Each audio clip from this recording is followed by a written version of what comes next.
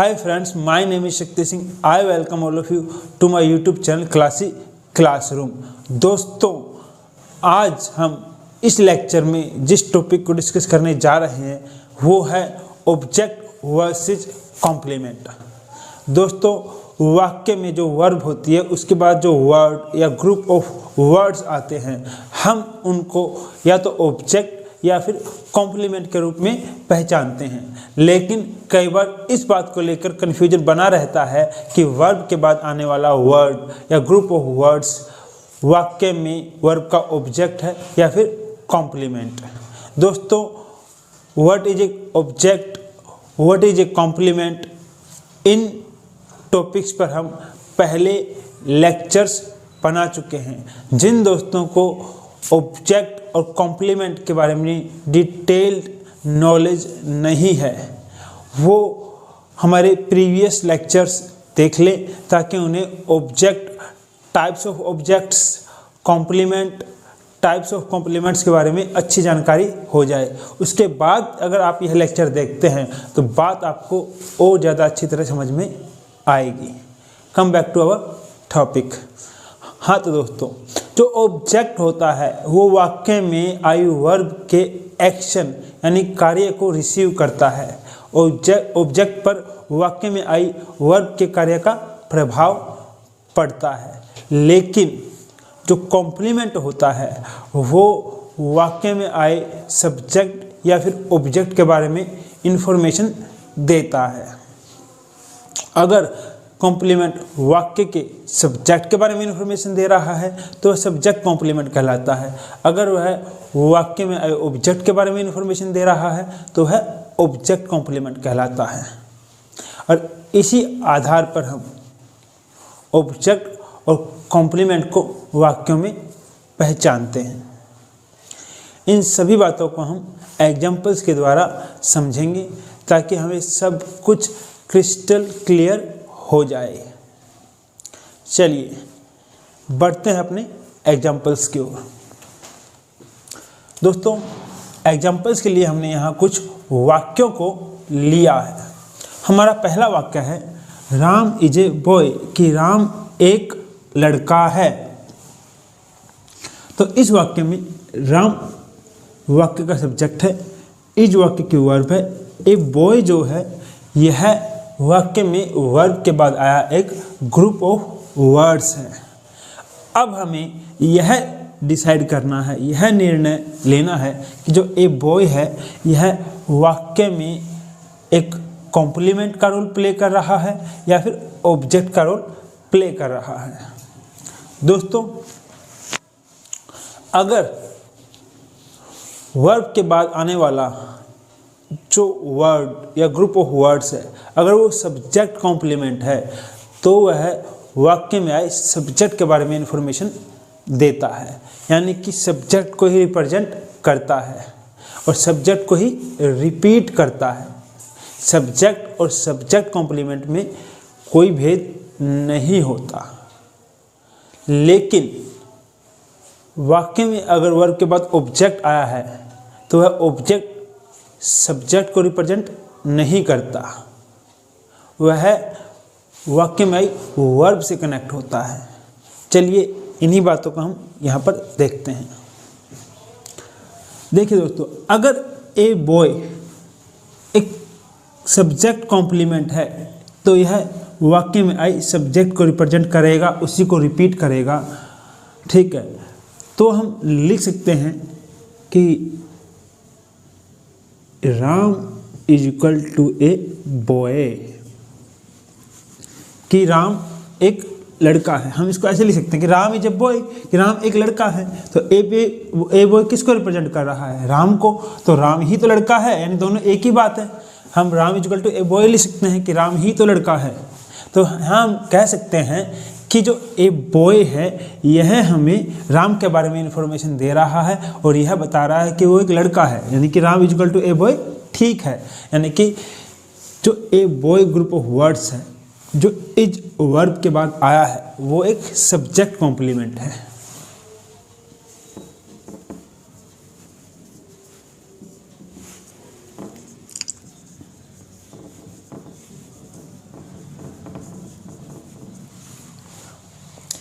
इसी तरह अगर हम अपना दूसरा वाक्य लेते हैं कि राम हैज ए बॉल, कि राम के पास एक गेंद है, तो यहाँ पर इस वाक्य में राम वाक्य का सब्जेक्ट है, हैज वाक्य की वर्ब है, ए बॉल जो है यह वर्ब के बाद आया ग्रुप ऑफ वर्ड्स है। अब हमें यह डिसाइड करना है कि यह जो ए बॉल है यह एक कॉम्प्लीमेंट है या फिर एक ऑब्जेक्ट है। अगर यह जो ए बॉल है अगर सब्जेक्ट कॉम्प्लीमेंट होगा तो इस सब्जेक्ट के बारे में इंफॉर्मेशन देगा, उसी को रिप्रेजेंट करेगा, उसी को रिपीट करेगा। तो हम लिख सकते हैं कि Ram is equal to a ball. But यह संभव नहीं है कि राम एक बॉल के इक्वल कैसे हो सकता है, यानी कि Ram is equal to a ball नहीं हो सकता। यानी कि जो group of words has verb के बाद आया है वो हमें राम के बारे में इंफॉर्मेशन नहीं दे रहा, वह राम को रिप्रेजेंट नहीं कर रहा। तो इसका मतलब यह सब्जेक्ट कॉम्प्लीमेंट नहीं है। तो फिर यह क्या है? यह वाक्य में आई वर्ब का ऑब्जेक्ट है।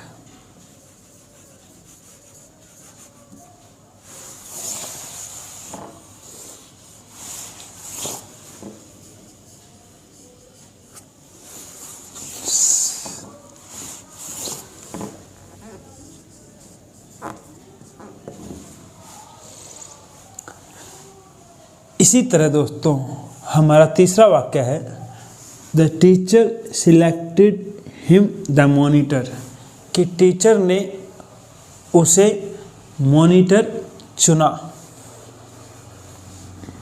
तो इस वाक्य में द टीचर जो है वो वाक्य का सब्जेक्ट है, सिलेक्टेड वाक्य की वर्ब है, हिम जो है वो वाक्य में वर्ब के बाद आया एक वर्ड है। इसी तरह द मॉनिटर है, ये भी वाक्य में वर्ब के बाद आया एक ग्रुप ऑफ वर्ड्स है। अब हमें यह देखना है कि हिम और द मॉनिटर जो हैं ये इस सेंटेंस में कॉम्प्लीमेंट हैं या फिर ऑब्जेक्ट्स हैं वर्ब के। तो इसके लिए हम पहले हिम और द टीचर को आपस में कंपेयर करके देखते हैं कि क्या ये एक तो नहीं है।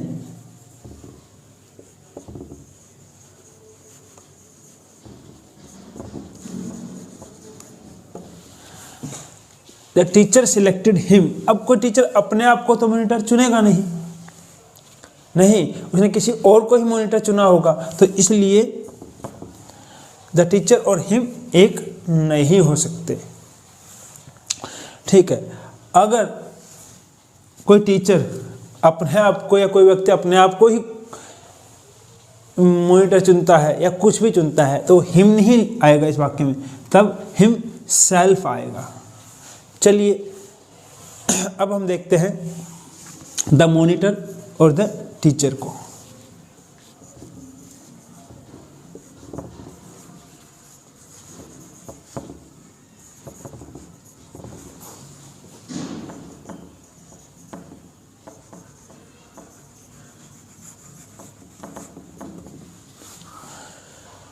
वही बात फिर यहाँ आती है कि कोई भी टीचर अपने आप को मॉनिटर चुनेगा नहीं, तो द मॉनिटर द टीचर एक नहीं हो सकते। अब हमारे पास दो वर्ड बचते हैं हिम और द मॉनिटर।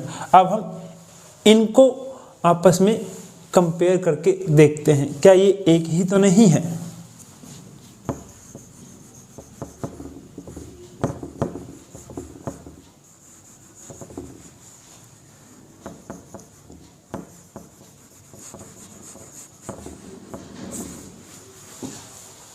देखिए दोस्तों, the teacher selected him the monitor, तो मॉनिटर किसे चुना गया?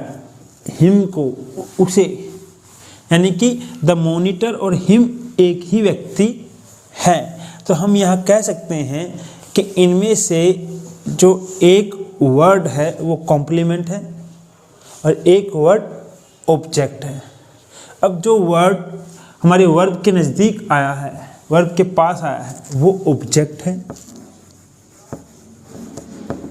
और जो ऑब्जेक्ट के बाद आया है वो हमारा ऑब्जेक्ट कॉम्प्लीमेंट है, क्योंकि द मॉनिटर हमें ऑब्जेक्ट के बारे में इंफॉर्मेशन दे रहा है, ऑब्जेक्ट को ही रिप्रेजेंट कर रहा है, तो ये ऑब्जेक्ट कॉम्प्लीमेंट होगा। क्योंकि जिस चीज़ के बारे में इंफॉर्मेशन दी जाएगी वो पहले आएगी, और फिर उसके बाद जो इंफॉर्मेशन उस चीज़ के बारे में दी जा रही है, चाहे वो सब्जेक्ट हो या ऑब्जेक्ट हो, वो आएगी। अब हम अपने फोर्थ सेंटेंस को देखते हैं। हमारा फोर्थ सेंटेंस है the teacher gave him a book, कि टीचर ने यानी अध्यापक ने उसको एक किताब दी। अब यहाँ पर द टीचर जो है ये वाक्य का सब्जेक्ट है, गेव वाक्य की वर्ब है, हिम वर्ब के बाद आया एक वर्ड है, और ए बुक वर्ब के बाद आया एक ग्रुप ऑफ वर्ड्स है। अब हमें यह देखना है कि इन दोनों वर्ड में क्या ये दोनों ऑब्जेक्ट हैं या फिर ये दोनों कॉम्प्लीमेंट है। तो हम इनको पहले टीचर के साथ कंपेयर करते हैं और यह देखते हैं कहीं ये सब्जेक्ट कॉम्प्लीमेंट तो नहीं है।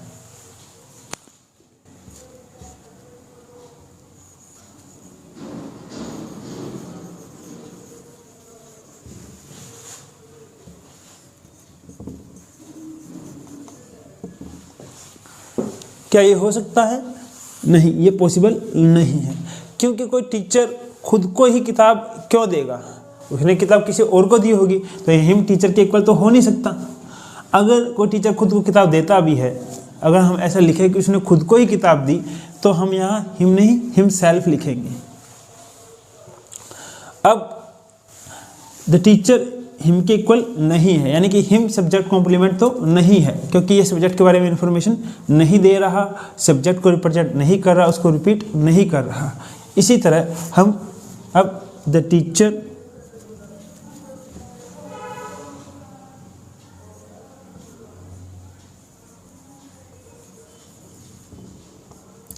और ए बुक को कंपेयर करते हैं। क्या ये इक्वल हो सकते हैं? नहीं, ये भी इक्वल नहीं हो सकते। कोई टीचर एक बुक के इक्वल कैसे हो सकता है? क्या वो दोनों एक चीज़ हो सकते हैं? क्या कोई बुक किसी टीचर को रिप्रेजेंट कर सकती है, उसको रिपीट कर सकती है? नहीं कर सकती। ठीक है, तो इसलिए द टीचर और ए बुक ये दोनों अलग अलग चीज़ें हैं। तो यहाँ पर यह हम देख सकते हैं कि हिम और ए बुक ये दोनों ही सब्जेक्ट को रिप्रेजेंट नहीं कर रहे, सब्जेक्ट के बारे में इंफॉर्मेशन नहीं दे रहे, तो ये सब्जेक्ट कॉम्प्लीमेंट तो नहीं हो सकते। अब हम हिम और ए बुक को कंपेयर करते हैं, यह देखते हैं कि इनमें से कोई ऑब्जेक्ट या ऑब्जेक्ट कॉम्प्लीमेंट तो नहीं है।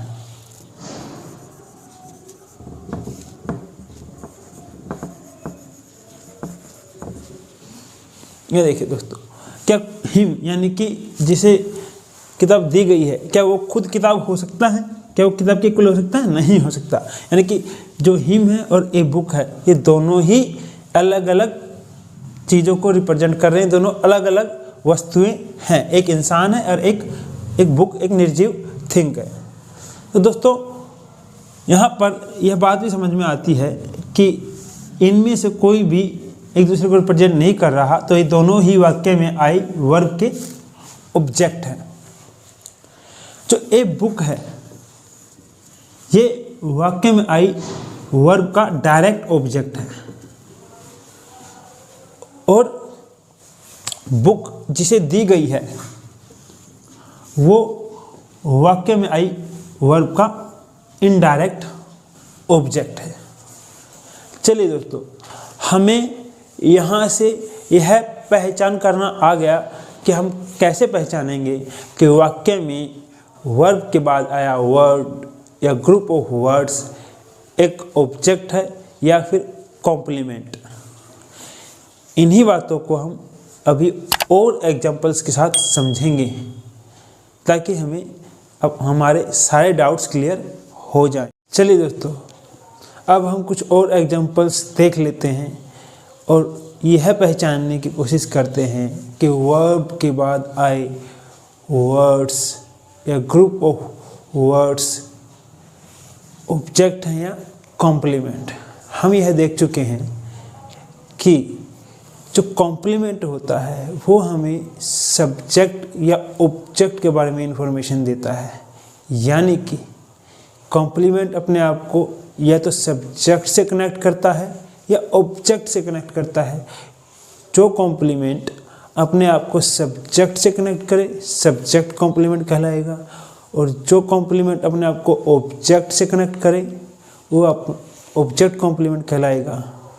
कनेक्ट करने से मेरा मतलब यहाँ ये है कि जो कॉम्प्लीमेंट सब्जेक्ट के बारे में इंफॉर्मेशन दे वो सब्जेक्ट कॉम्प्लीमेंट है, और जो कॉम्प्लीमेंट हमें ऑब्जेक्ट के बारे में इंफॉर्मेशन दे वो ऑब्जेक्ट कॉम्प्लीमेंट है।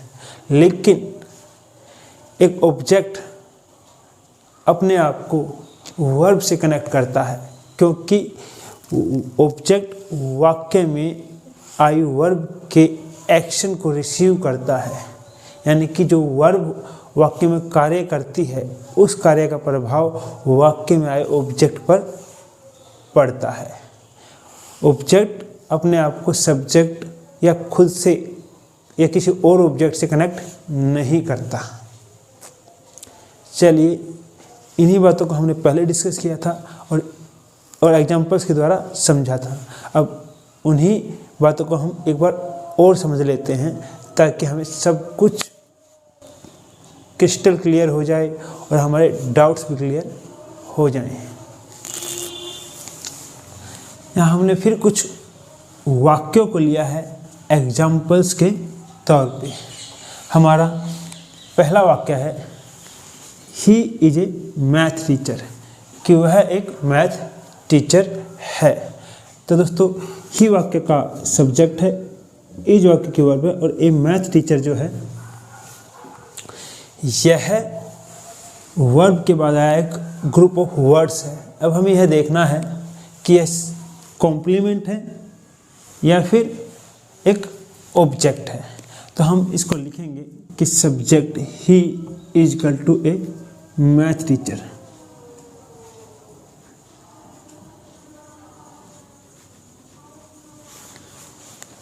कि जो मैथ टीचर यहाँ पर कौन है, he is a math teacher, वह एक मैथ टीचर है, यानी जो सब्जेक्ट है वाक्य का वही मैथ टीचर है। तो हम लिख सकते हैं he is equal to a math teacher, क्योंकि वही तो मैथ टीचर है। यानी कि ये ग्रुप ऑफ वर्ड्स वाक्य के सब्जेक्ट के बारे में इंफॉर्मेशन दे रहा है, उसी को रिप्रेजेंट कर रहा है, या फिर ये कह सकते हैं उसी को रिपीट कर रहा है। तो यानी कि ये एक सब्जेक्ट कॉम्प्लीमेंट है।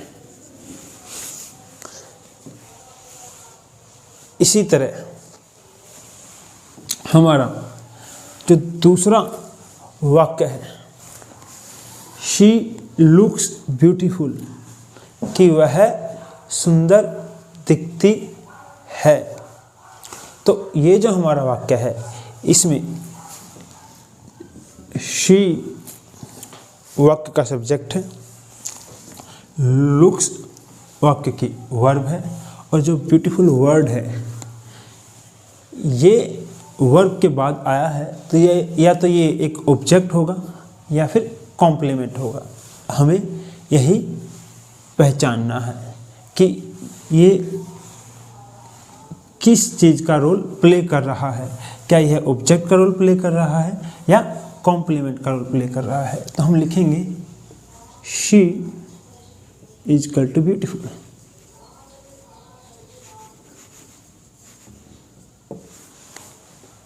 शी लुक्स ब्यूटीफुल, वह सुंदर दिखती है। तो सुंदर कौन है, शी जो वाक्य का सब्जेक्ट है।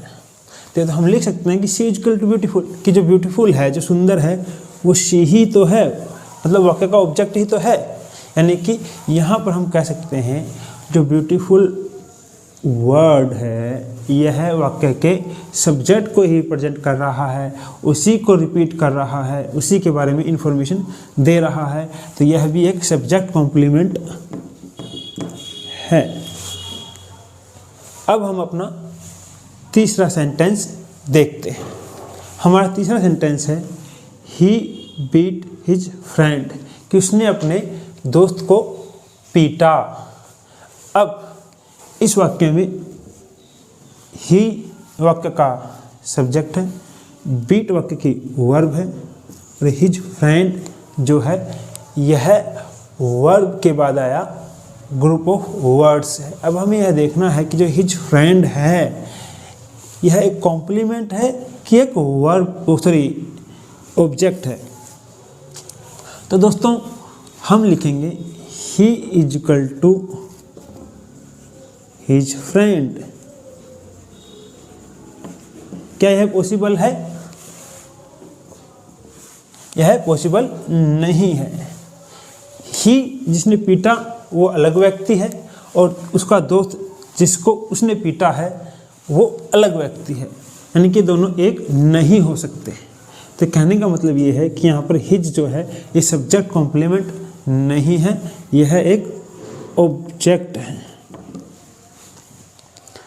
इसी तरह हमारा फोर्थ वाक्य शी लाइक्स राहुल, कि वह राहुल को पसंद करती है। तो हम इस वाक्य में यह देखेंगे कि सी तो सब्जेक्ट है, लाइक्स वाक्य की वर्ब है और जो राहुल है यह एक वर्ड है जो कि वर्ब के बाद आया है। अब यह राहुल वाक्य में कॉम्प्लीमेंट है या ऑब्जेक्ट है, यह हम कैसे पहचानें? हम वही तरीका हम इसको सी के साथ कंपेयर करेंगे। क्या यह दोनों एक हो सकते हैं? नहीं हो सकते हैं। यानी कि राहुल हमें सब्जेक्ट के बारे में कोई इन्फॉर्मेशन नहीं दे रहा, राहुल ना ही सब्जेक्ट को रिप्रेजेंट कर रहा है ना ही उसके बारे में कुछ बता रहा है। ठीक है, तो कहने का मतलब ये है कि जो राहुल है ये सब्जेक्ट कॉम्प्लीमेंट नहीं हो सकता, यह भी वाक्य में वर्ब का ऑब्जेक्ट ही है। चलिए दोस्तों, अब हम अपने पांचवें वाक्य की ओर बढ़ते हैं। हमारा पांचवा वाक्य है ही नेम्ड हिज डॉटर मनस्वी, कि उसने अपनी डॉटर को मनस्वी नाम दिया। तो ही वाक्य का सब्जेक्ट है, नेम्ड जो है यह वाक्य की वर्ब है, हिज डॉटर एक ग्रुप ऑफ वर्ड है जो कि वाक्य के में वर्ब के बाद आया है और मनस्वी भी एक वर्ड है जो वाक्य में वर्ब के बाद आया है। अब हमें यह देखना है कि हिज डॉटर और मनस्वी दोनों कॉम्प्लीमेंट हैं या फिर ऑब्जेक्ट हैं। अगर हम लिखें he is equal to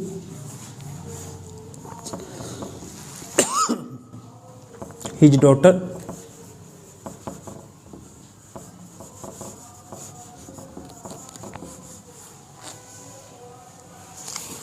he is equal to his daughter, तो क्या यह पॉसिबल है? ये नहीं पॉसिबल है। इसी तरह ही इज इक्वल टू मनस्वी,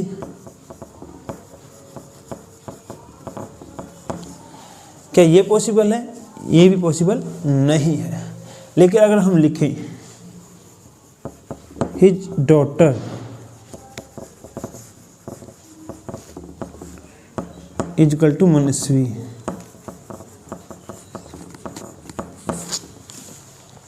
ये पॉसिबल है क्योंकि मनस्वी किसका नाम है? उसकी लड़की का। मतलब उसने अपनी लड़की को ही मनस्वी नाम दिया है ना, तो मनस्वी उसकी लड़की का ही नाम है। यानी मनस्वी और हिज डॉटर एक ही व्यक्ति को रिप्रेजेंट कर रहे हैं। तो हम कह सकते हैं कि यहाँ पर इन दोनों में से हिज डॉटर जो कि वर्ब के पास है यानी मनस्वी से पहले आया है, वो वाक्य में वर्ब का ऑब्जेक्ट है और मनस्वी जो कि हिज डॉटर के बारे में मतलब उसकी लड़की के बारे में कुछ इन्फॉर्मेशन दे रहा है या उसी को रिप्रेजेंट कर रहा है, वो ऑब्जेक्ट कॉम्प्लीमेंट है।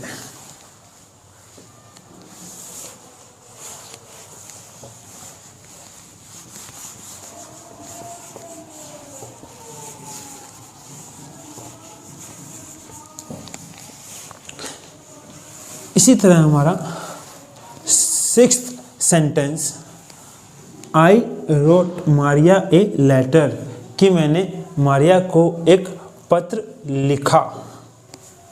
तो इस वाक्य में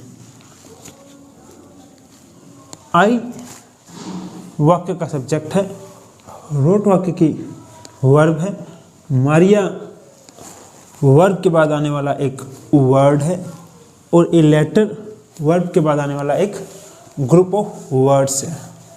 अब हमें यह देखना है कि मारिया और ए लेटर जो वर्ड ग्रुप ऑफ वर्ड्स या वर्ड जो वाक्य में वर्ब के बाद आए हैं वो ऑब्जेक्ट्स हैं या फिर कॉम्प्लीमेंट हैं। दोस्तों वही I is not equal to Maria, भाई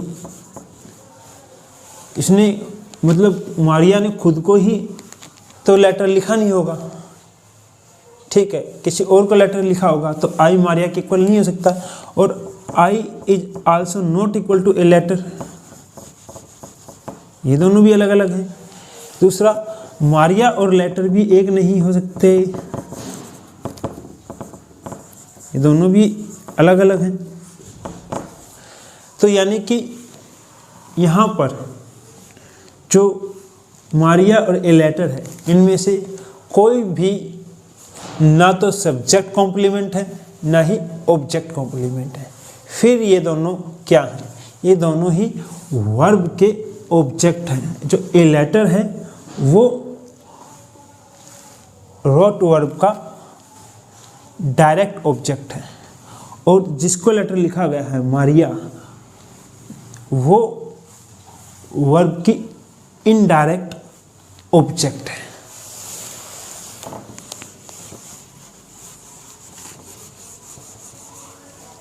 इसी तरह दोस्तों अब हम अपने सेवंथ सेंटेंस यानी सातवें वाक्य को देखते हैं। मारिया पेंटेड हर नेल्स रेड, कि मारिया ने उसके जो नाखून थे उनको लाल रंग किया, मतलब लाल रंग से पेंट किया। अब इस वाक्य में मारिया वाक्य का सब्जेक्ट है, पेंटेड जो है ये वाक्य की वर्ब है, हर नेल्स जो है ये वाक्य में वर्ब के बाद आया एक ग्रुप ऑफ वर्ड्स है, और रेड जो है ये भी एक वर्ड है जो वाक्य में वर्ब के बाद आया है। अब हमें यह देखना है कि हर नेल्स और जो रेड हैं क्या ये दोनों ही वाक्य में आए कॉम्प्लीमेंट हैं या फिर ये दोनों ही वाक्य में ऑब्जेक्ट है, या इनमें से कोई एक ऑब्जेक्ट है या फिर कोई एक कॉम्प्लीमेंट है। चलिए दोस्तों देखते हैं। मारिया को हम कंपेयर करते हैं हर नेल से, ये दोनों इक्वल नहीं हो सकते हैं। इसी तरह हम मारिया को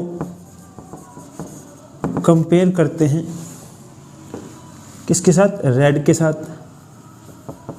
ये भी दोनों इक्वल नहीं हो सकते, ठीक है। अब हम हर नेल्स को कंपेयर करते हैं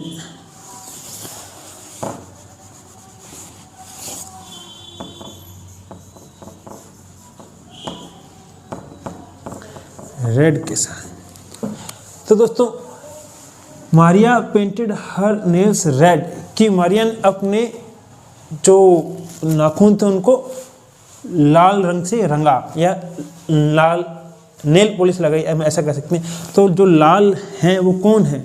उसके नाखून ही हैं। तो रेड जो है वो हमें हर नेल्स उसके नाखूनों के बारे में जानकारी दे रहा है कि वो कैसे रंग के हैं। तो हम कह सकते हैं जो चीज़ लाल है वो उसके नाखून ही हैं। तो हम यहाँ पर हम कह सकते हैं कि रेड जो है वो एक तरह से उसके नाखूनों को ही रिप्रेजेंट कर रहा है या रिपीट कर रहा है। तो यहाँ पर जो रेड वर्ड है वो हमें हर नेल्स के बारे में इंफॉर्मेशन दे रहा है। अब जिसके बारे में इंफॉर्मेशन दी गई है वो तो ऑब्जेक्ट होगा और वाक्य में वर्ब के पास होगा। और जो इन्फॉर्मेशन दी गई है वो वाक्य में, मतलब जिसके बारे में इन्फॉर्मेशन दी जा रही है उसका कॉम्प्लीमेंट होगा। यानी कि रेड यहाँ पर वाक्य में हर नेल्स यानी ऑब्जेक्ट के बारे में इन्फॉर्मेशन दे रहा है, उसी को रिप्रेजेंट कर रहा है। तो रेड यहाँ पर जो है ऑब्जेक्ट कॉम्प्लीमेंट है।